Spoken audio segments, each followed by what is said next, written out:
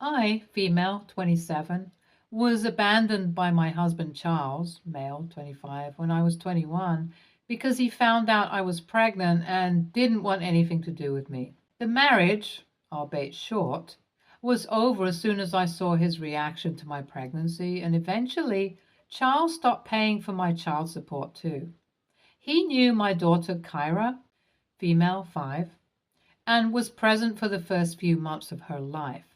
This was when he paid child support and waxed poetic about trying his best to be there for our kid. Eventually, I guess the need to party and bang other girls took over his alleged love for his daughter, and he moved somewhere up north after a while.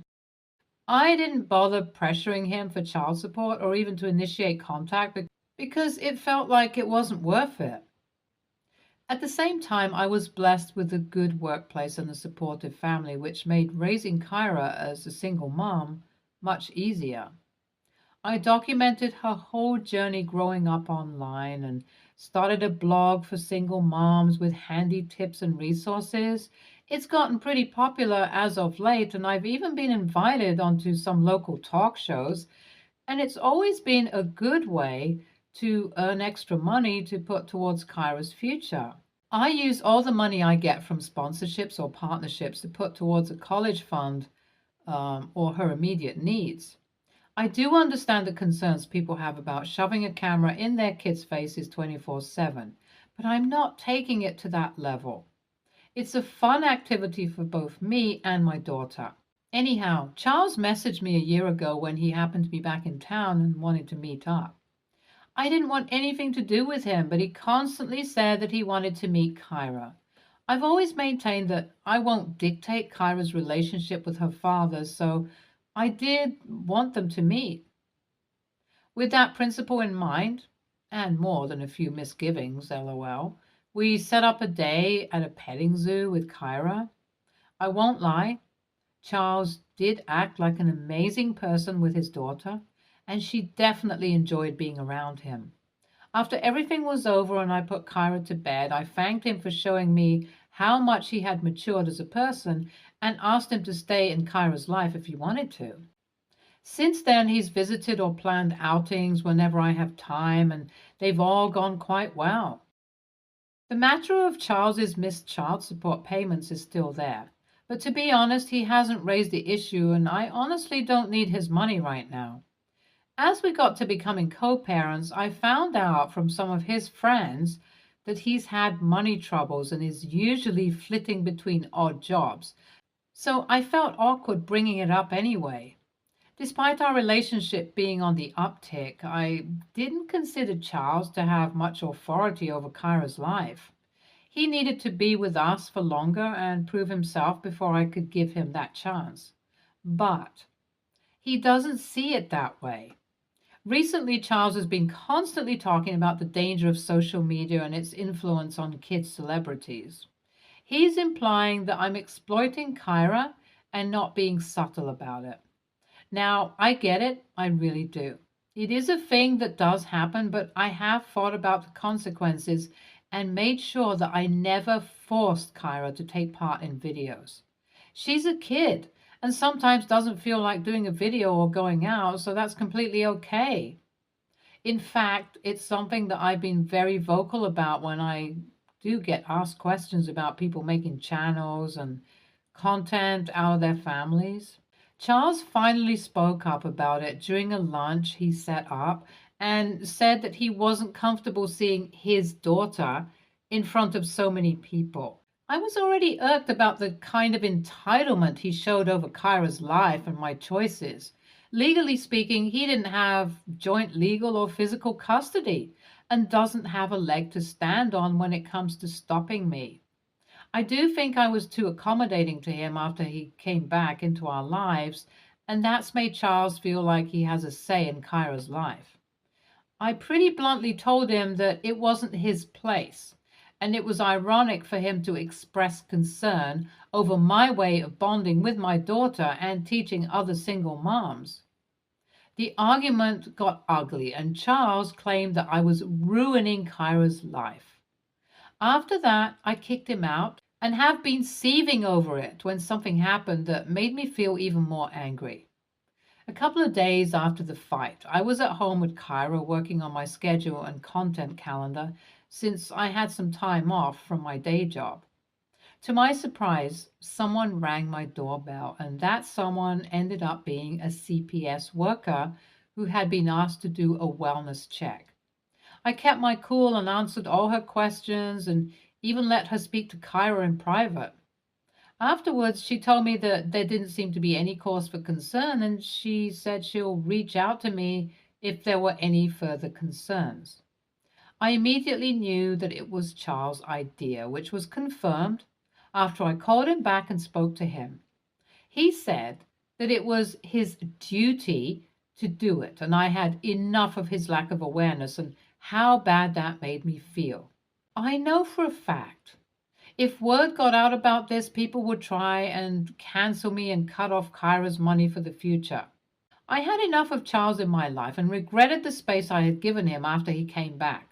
I told him that he was no longer welcome in my house or around Kyra, and that escalated into Charles shouting at me, "There's no way you can keep me away from my daughter, you bitch." Long story short, I dragged his ass to court for unpaid child support, something I could have done long ago if I was a bit more litigious. I didn't want to go down this route, but it revealed Charles's character even more. Faced with either fines or jail time, he left me a voice note threatening to take Kyra away from me and live a better life somewhere else. I was scared, genuinely scared. After speaking to some people, I decided to get a temporary restraining order against Charles. It was approved, and since then, I've not heard from him again. Obviously, this has taken a toll on Kyra, and I'm worried that I'm ruining her perception of her father. I was pretty secure in my decision to get a restraining order, but I can't shake the feeling that Kyra will resent me for my choice later on in life. AITA for placing a restraining order on Charles and effectively ending his relationship with his daughter. Update 1. I've started to feel more guilty now because I got a message from one of Charles's friends. He did preface everything by saying that my ex hadn't asked him to do this, but he wanted me to know the effect not seeing Kyra had on him. Apparently, Charles was extremely remorseful of the things he said and admitted that he overstepped his boundaries. His friend did say that he was deeply hurt by missing out on Kyra's life and was trying hard to make up for the things he had done. The restraining order was really making him spiral, and the court has ordered him now to pay child support, so he's in financial trouble and trying to pay me back too. I know my friends are on my side, and so is my family, but I just feel guilty when I look at my daughter and how her mood is down lately. She asks about Charles, and I can't cheer her up, no matter what I do. It's been a tough time for both of us. I think I'll take Kyra and stay with my parents for a bit so that we can be among family. This friend of Charles is also not someone I've met before. He keeps trying to meet up with me so he can talk about the stuff that's been going on, but I don't trust him that much. I've asked one of my friends to do a little digging on this guy. She's crazy good at stalking people online. Don't ask why. If he does seem legit and is concerned about Charles, I could consider speaking to him. The thing is, right now, there's a 15-day temporary restraining order against Charles. I could stop it at the end of the period or continue it. I feel like if it is affecting him that badly and he's learned his lesson, I would be okay with trying to co-parent again. Update 2. My friend did her magic, and this friend of Charles, let's call him F, seems to be legit. There are pictures of them going way back, and from everything she can scrounge off of the internet, this dude is a straight arrow and wouldn't be doing anything untoward, like trying to emotionally manipulate me on his friend's behalf. I texted him back and asked to meet with him and learn more about my ex's emotional state. F was a pretty down-to-earth guy, again reiterating that Charles doesn't know what he's doing. I then had an in-depth conversation with him about what would happen if I let my ex back to co-parent Kyra, how things would move forward, and what he knows his friend wants. I think it's going to be the start of a new dynamic, and I do want to give Charles a second chance after all of this. After the temporary restraining order ends, I will sit down and have a conversation with my ex and see how things go from there. I know there's a lot of trust in my gut feeling when it comes to this, but I need to make an informed choice before I legally deny my daughter's dad the right to see her, especially when it's clear that he does care for her now. Update 3. Hey everyone, sorry about missing out on an update for so long. It's been almost a month. Things with Charles are super good now, and my instincts did turn out to be right. When we met, he wholeheartedly apologized for enforcing his ideas onto me and creating a toxic environment during the court case. Since then, I've slowly reintroduced him to Kyra's life, and he's been respectful of my time and the way I'm raising her. I know a lot of you said that it wouldn't work out, but I genuinely think my ex learned his lesson. Charles is also in a better place financially, and we've worked out an arrangement for child support that can be managed by him too. Overall, I think there are no bad feelings between us. Charles said that he got where I was coming from with the restraining order because he looks back on his actions that day with a lot of sadness and disgust. With his justification, I do think that there's an understanding between us about everything that happened. ESH.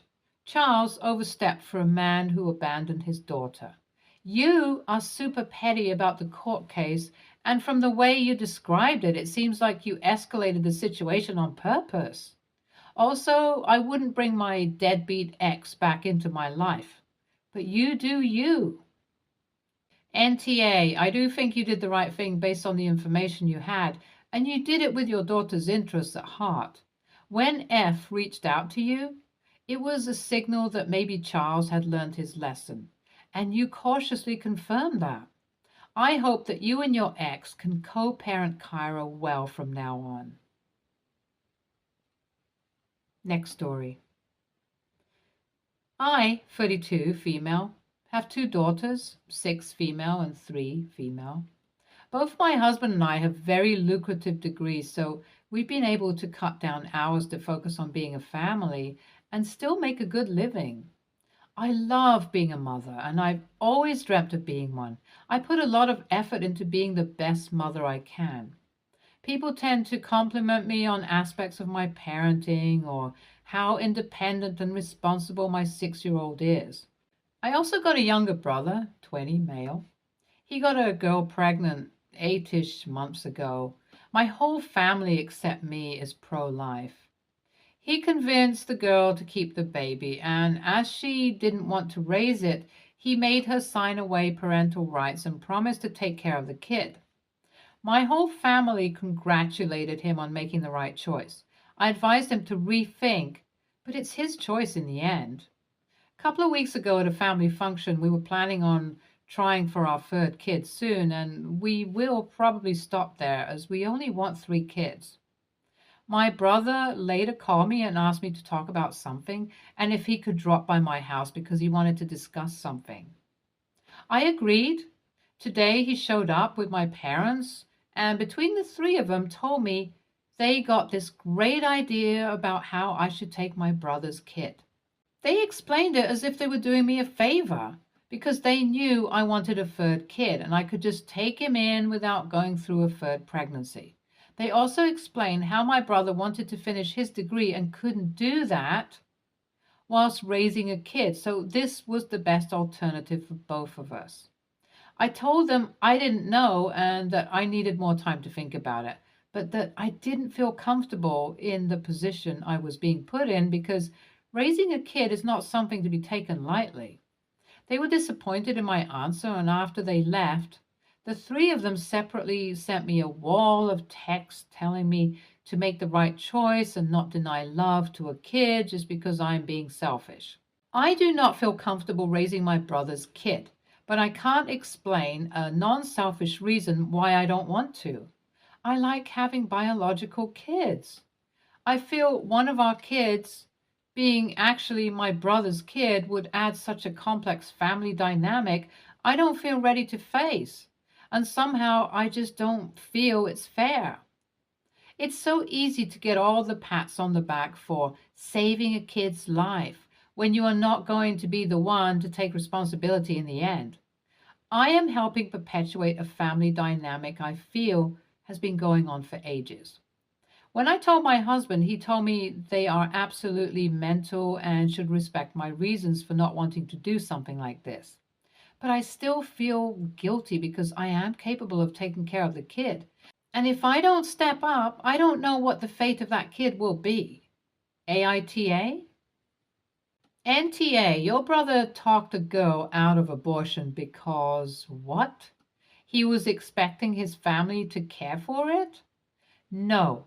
It would be wise to sit down and explain to him that you are not going to raise a child he and your parents decided was better off with one parent, as that was the road they were going down before they knew you wanted a third child. NTA, this isn't a situation where the kid's family all died and you're the best choice to take care of the kid. Your brother wanted to keep this baby. He agreed to take on all of the responsibility. Now that it's slightly inconvenient, he wants to back out of being a dad? You're definitely not in the wrong here. Next story. I'm raging, but I realize I need some perspective. I'm 25, female. My birthday is today. I've never been a big surprise party person.